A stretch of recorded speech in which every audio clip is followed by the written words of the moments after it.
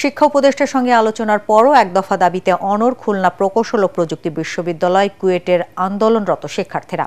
সকাল 10টায় ক্যাম্পাসে যান শিক্ষা উপদেষ্টা CR আবরার। তিনি বারবার অনুরোধ করলেও ভিসির পদত্যাগ না হওয়া পর্যন্ত অনশন চালিয়ে যাবার ঘোষণা দেন শিক্ষার্থীরা। এ সময় উপদেষ্টা শিক্ষার্থীদের বলেন, তাদের দাবি মেনে নিতে মন্ত্রণালয় থেকে একটি কমিটি গঠন করা হয়েছে। অতি শীঘ্রই কমিটির শিক্ষার্থীদের সঙ্গে কথা বলবে। অপরদিকে শিক্ষার্থীরা বলেন, ভিসির পদত্যাগ ছাড়া অনশন ভাঙবেন না তারা। আলোচনার পর ক্যাম্পাস ছাড়েন শিক্ষা উপদেষ্টা। এদিকে কুয়েট পরিস্থিতি স্বাভাবিক করতে করণীয় নির্ধারণে ইউজেসির সদস্য অধ্যাপক ডক্টর তানজিম উদ্দিন খানের নেতৃত্বে 3 সদস্যের প্রতিনিধি দল বিকেলে ক্যাম্পাসে যাওয়ার কথা রয়েছে। এই বিশ্ববিদ্যালয় পরিচালনার জন্য নির্দিষ্ট আইন রয়েছে এবং সেই আইনের মধ্যে থেকেই আমাদের যে ইনকোয়ারি কমিটি, অত্যন্ত কম্পিটেন্ট ইনকোয়ারি কমিটি, তারা সেই আইনের মধ্যে থেকেই তারা সুপারিশ করবেন বলে আমরা আশা করছি এবং সুপারিশটা পাওয়ার সাথেই আমরা চেষ্টা করব যত দ্রুত সেটা কার্যকর করা যায়। মাগুরায় আলোচিত শিশু ধর্ষণ ও হত্যা মামলায় 4 আসামির বিরুদ্ধে অভিযোগ গঠন করেছে আদালত। সকালে জেলা নারী ও শিশু নির্যাতন দমন ট্রাইব্যুনালের বিচারক M জাহিদ হাসানের আদালতে 4 আসামি আসিয়ার বোনের শ্বশুর, শাশুড়ি, বোনের স্বামী ও ভাসুরের উপস্থিতিতে অভিযোগ গঠনের শুনানি শুরু হয়। আগামী 27 এপ্রিল মামলার পরবর্তী শুনানি ও সাক্ষ্য গ্রহণের দিন ধার্য করে আদালত। মামলাটিকে গুরুত্বপূর্ণ বিবেচনা করে প্রসিকিউশনে আইনি সহায়তা দিতে স্বরাষ্ট্র মন্ত্রণালয়ের স্পেশাল প্রসিকিউটর অ্যাডভাইজার হিসেবে এহসানুল হক সমাজিকে নিয়োগ দেওয়া হয়েছে। অভিযোগ গঠনের শুনানিতে অংশ নেন তিনি। শুনানি শেষে এহসানুল হক সমাজি সাংবাদিকদের বলেন, মামলার অভিযোগপত্র মূল আসামির 164 ধারায় জবানবন্দি সহ অন্যান্য নথির ওপর ভিত্তি করে আসামিদের বিরুদ্ধে অভিযোগ গঠনের আবেদন করলে আদালত তা মঞ্জুর করেন। তবে মামলায় ন্যায় বিচার নিশ্চিতের স্বার্থে আসামিরা চাইলে নিজেদের পক্ষে আইনজীবী নিয়োগ করতে পারবেন বলেও জানায় আদালত।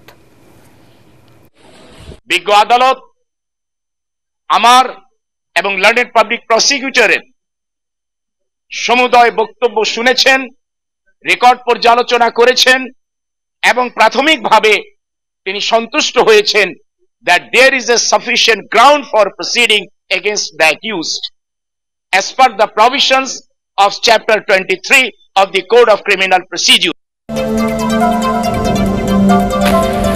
ইউনূসের বিরুদ্ধে অর্থ পাচার মামলায় অভিযোগ গঠনের আদেশ ও মামলার কার্যক্রম বাতিল করেছে আপিল বিভাগ। হাইকোর্টের রায়ের বিরুদ্ধে ডক্টর ইউনূসের আপিল মঞ্জুর করে প্রধান বিচারপতি সৈয়দ রেফাত আহমেদের নেতৃত্বাধীন 4 বিচারপতির বেঞ্চ সকালে এই রায় দেন। দুদকের উপপরিচালক গুলশান আনোয়ার বাদী হয়ে 2023 সালের 30 মে মামলাটি দায়ের করেন। গত বছর 12 জুন ওই মামলায় ডক্টর ইউনূস সহ 14 জনের বিরুদ্ধে অভিযোগ গঠন করে বিচারিক আদালত। এর বৈধতা চ্যালেঞ্জ করে মামলার কার্যক্রম বাতিল চেয়ে ডক্টর ইউনূস সহ 7 জন হাইকোর্টে আবেদন করেন। গত বছর 24 জুলাই আবেদন খারিজ করে আদেশ দেন হাইকোর্ট। এরপর আপিল বিভাগে আবেদন করেন ডক্টর ইউনূস। রায়ের প্রতিক্রিয়ায় দুদকের আইনজীবী বলেন, ডক্টর ইউনূসের বিরুদ্ধে দুদকের মামলা করার সিদ্ধান্ত সঠিক ছিল না। গ্রামীণ টেলিকম এবং গ্রামীণ কল্যাণের 66 মামলা ছিল, আর গ্রামীণ টেলিকমে ছিল 47টি মামলা। এই মামলাগুলি আজকে 8 মাস যাবৎ, এর আগ থেকে 2 বছর যাবৎ আমরা পূর্ণাঙ্গ হিয়ারিং করে এই মামলাগুলি বাতিল করা হয়েছে। কারণ এই মামলাগুলি কোনোটাই সঠিক ছিল না। তারা রিটায়ার করে গেছে, কেউ 17 বছর আগে, কেউ 20 বছর আগে।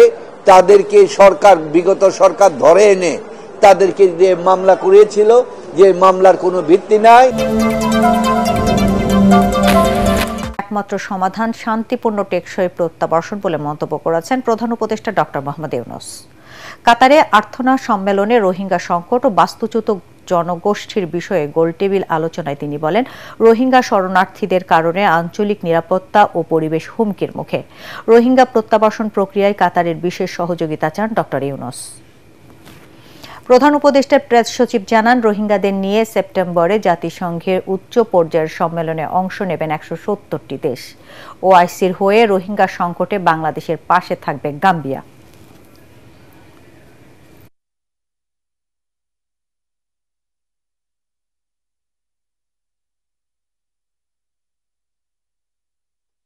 যাতে এই ক্রাইসিসটা পুরো আবার নিয়ে যাতে পুরো বিশ্বব্যাপী এটা নিয়ে যাতে তুলে ধরা হয় যে এইটা যে এতগুলো লোক সাফার করছে, এটা গ্লোবাল পৃথিবীর মানে একটা বড় রকমের একটা হিউম্যানিটেরিয়ান ক্রাইসিস, এবং এটা যে একটা রিজিওনাল ক্রাইসিসের রূপ নিতে পারে, এবং এটার থেকে যে একটা বড় রকমের সিকিউরিটি সমস্যা তৈরি হতে পারে, এই জিনিসটা উনি বারবার জানাতে চাচ্ছেন।